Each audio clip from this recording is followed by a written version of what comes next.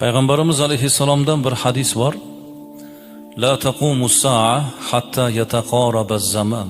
İmom Muslim rivoyati. Qiyomat qoyim bo'lmaydi vaqt tezlashmaguncha.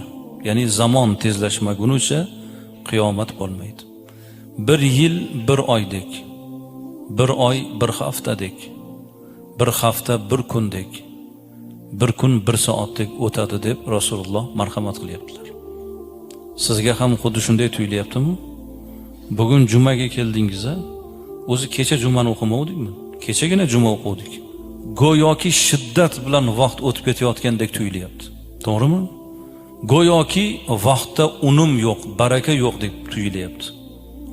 Aslida vaqt o'zgargani yo'q, azizlar.